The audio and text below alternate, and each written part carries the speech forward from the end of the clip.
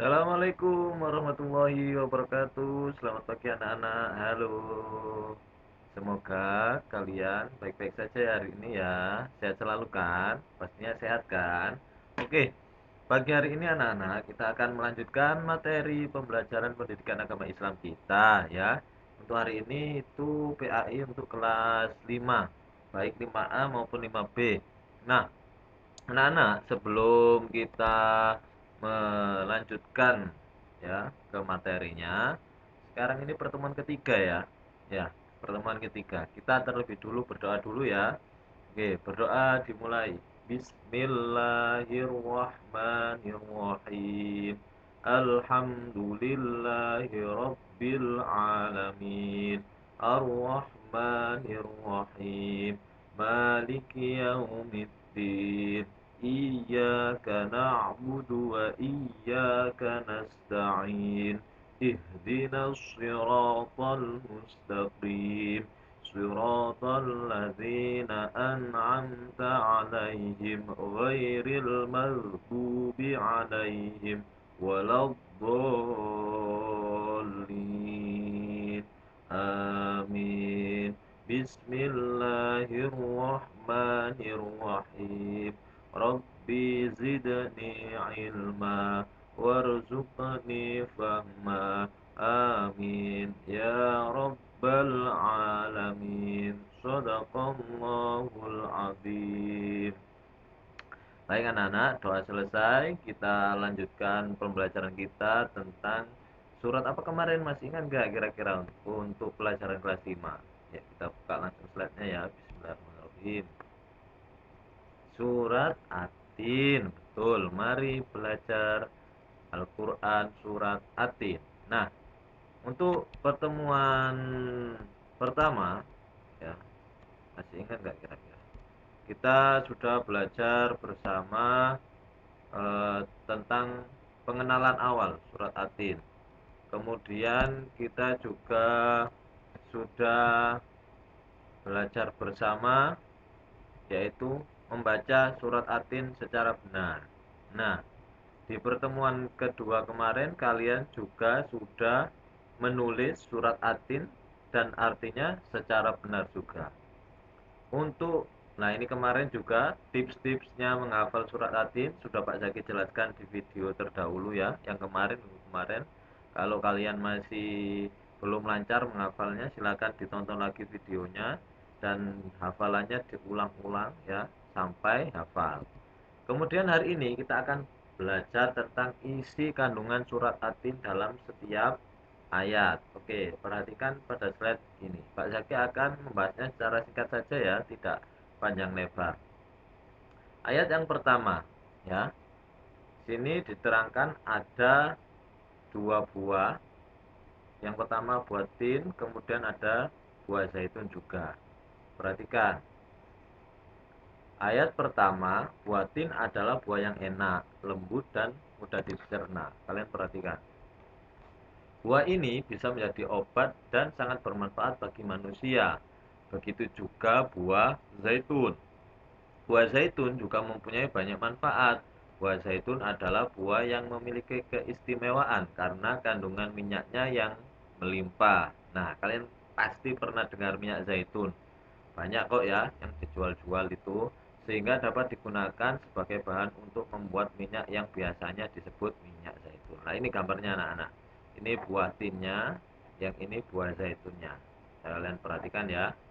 Nah, kemudian ayat kedua, Waturi Sinin. Nah, tentang gunung Sinai.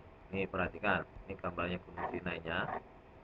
Sini jelaskan, Gunung Sinai terletak di semenanjung Sinai, lintasan antara tanah Mesir ke Israel, Arab, dan Mesopotamia. Gunung ini juga disebut dengan Jabal Musa. Kenapa disebut dengan Jabal Musa? Karena gunung tersebut tempat Nabi Musa menerima wahyu pertama dan diangkat menjadi Rasul. Jadi kalian harus ingat, nama gunung yang menjadi tempat Nabi Musa menerima wahyu pertama dan diangkat menjadi Rasul adalah Gunung Sinai. Oke ya, kita lanjutkan ya. Ayat ketiga. Wahadzal baladil amin. Nah, Kota yang dimaksud dalam surat At-Tin adalah kota Mekah. Kemarin sudah ada ya di artinya ya. Kota Mekah adalah kota yang aman dan terjaga. Kota Mekah terletak di negara Arab Saudi. Nah, kalau kalian pergi haji ya, insya Allah itu nanti ke kota Mekah. Ya, kalian akan tahu kota Mekah seperti apa. Kota ini juga disebut dengan sebutan Ummul Qura. Oke, lanjut ayat keempat. Allah menciptakan manusia dalam bentuk yang sangat baik. Ya, manusia dijadikan oleh Allah tidak sama dengan makhluk yang lain. Manusia memiliki akal, jasmani, rohani, dan nafsu. Lengkap ini ya. Tubuh manusia serasi dan seimbang, sehingga terlihat sangat indah dan cantik.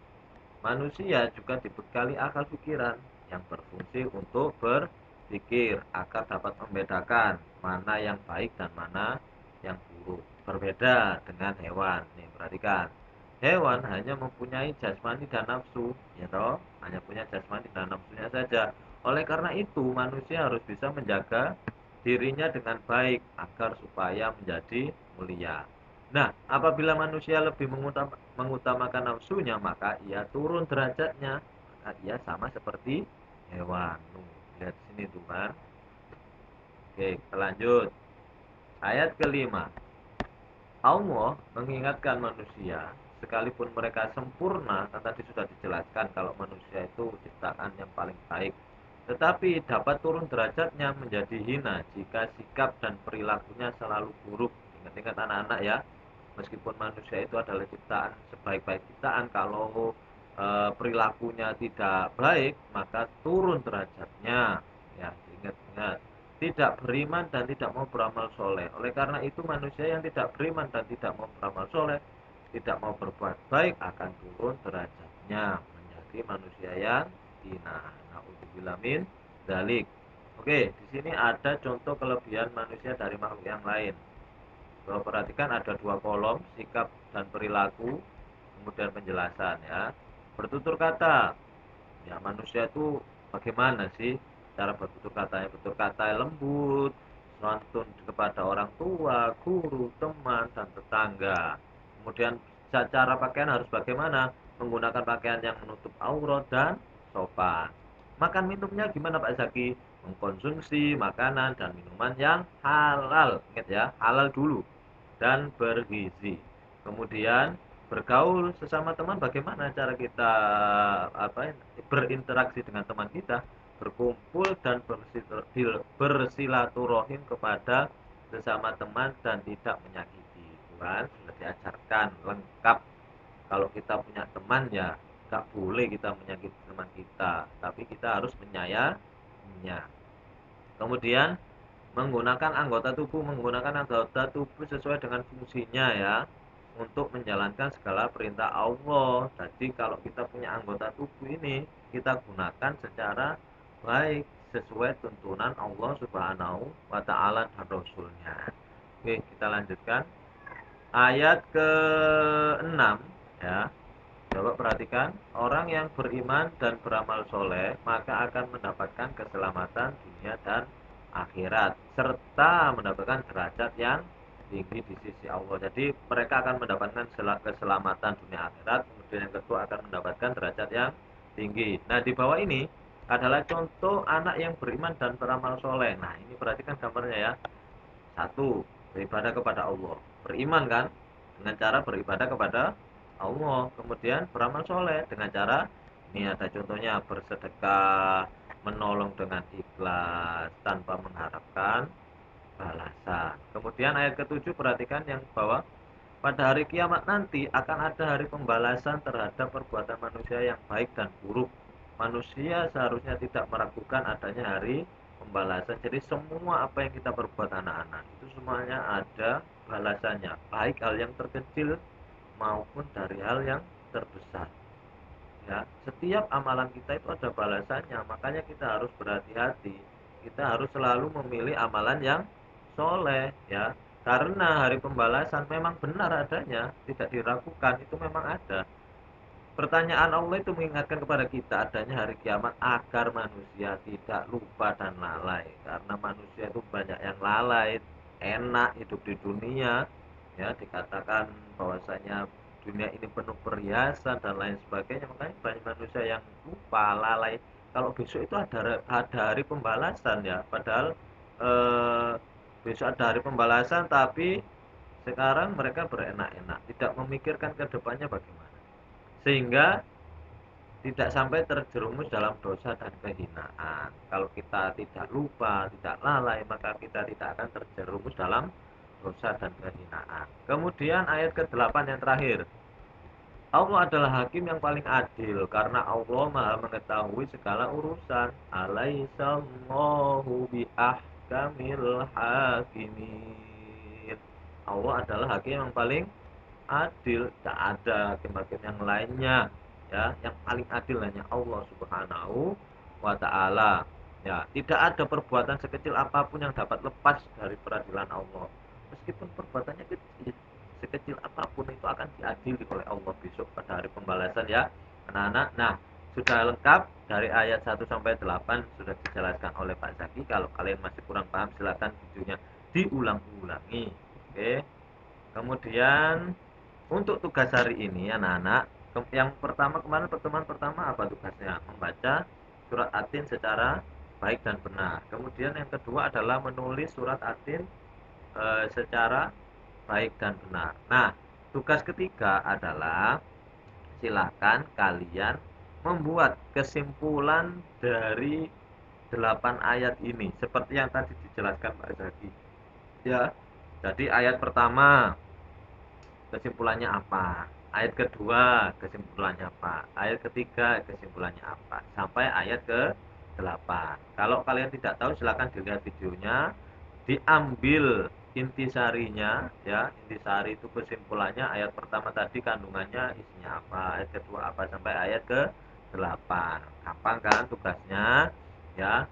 Oke anak-anak, untuk hari ini cukup itu saja ya. Jangan lupa di subscribe, subscribe, subscribe, subscribe, subscribe. Nggak tahu lah apa lah bunyinya, itulah subscribe, subscribe lah itulah. Nah, di subscribe, di like, share, komen dan lain sebagainya ya. Oke, untuk pesan hari ini tetap semangat, jangan malas belajarnya, tetap semangat, semangat dan semangat.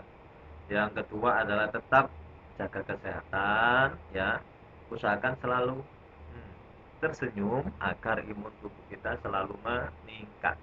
Gak usah banyak pikiran ya, pokoknya senyum dan senyum. Oke, stay safe, stay healthy dan lain sebagainya, patuhi protokol kesehatan. Kalau ingin keluar ada urusan yang nggak penting nggak usah keluar, pokoknya tetap di rumah sama keluarga, belajar ya, dan melakukan aktivitas yang lainnya. Terima kasih untuk pagi ini. Pak Zaki akhiri. Assalamualaikum warahmatullahi wabarakatuh.